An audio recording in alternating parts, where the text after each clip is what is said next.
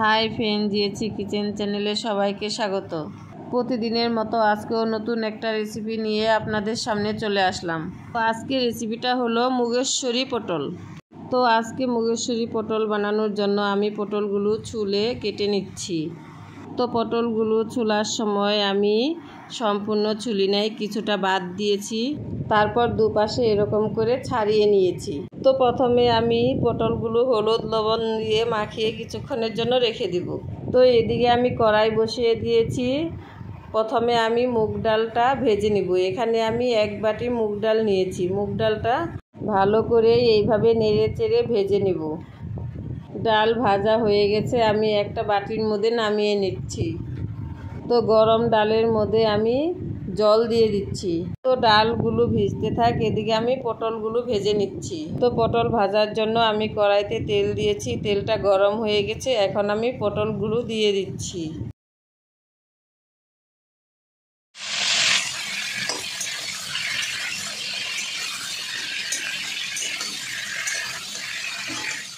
তো পটলগুলো এভাবে নেড়ে চেড়ে হালকা লাল লাল করে ভেজে আমি একটা পাত্রের মধ্যে তুলে নিচ্ছি।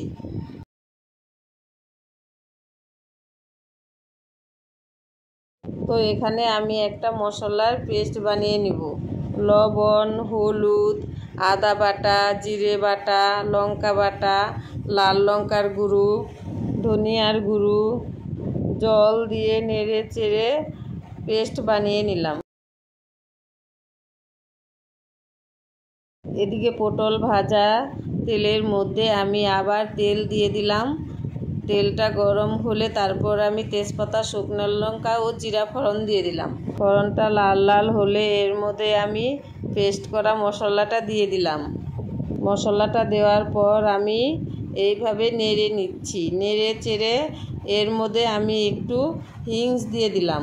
হিংস দেওয়ার পরে আবার একটু ভালো করে নেড়ে চেড়ে এর মধ্যে আমি ভিজিয়ে রাখা ডালগুলো দিয়ে দিলাম।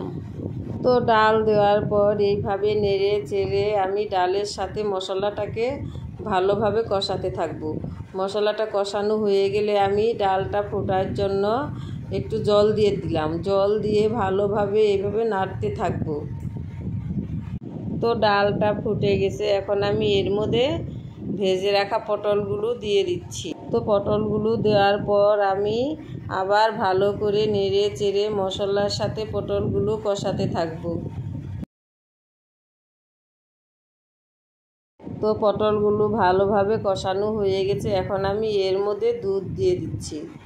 এখানে আমি 4 হাতা দুধ দিয়ে দিলাম, 1 হাতা জল দিয়ে দিলাম। তো জল দেওয়াটা তোমাদের দেখাতে পারিনি। তো রান্না হওয়ার জন্য আমি কিছুক্ষণের জন্য ঢেকে দিলাম। 2-3 মিনিট ঢেকে রাখার পর আমি ঢাকনাটা খুলে নিলাম। তো ঢাকনাটা খুলে আমি একটু নেড়ে চেড়ে এর মধ্যে 1 চামচ চিনি দিয়ে দিলাম। নিরামিষ কোনো রেসিপিতে চিনি দিলে খেতে ভালো লাগে। তো চিনি দেওয়ার পর আবার একটু নেড়ে চেড়ে এর মধ্যে আমি গরম মশলা দিয়ে দিলাম। গরম মশলা দিয়ে আমি আবার ভালো করে একটু নেড়ে নিব। তারপর আমি এর মধ্যে 1 চামচ ঘি দিয়ে দিলাম। তো হয়ে গেল আমার মুগেশ্বরী পটল রান্না। দেখতে কত সুন্দর হয়েছে, লোভনীয় হয়েছে। এটা ভাত বা রুটির সাথে খেতে খুব ভালো লাগে। আজকের জন্য বিদায়, টাটা, বাই বাই।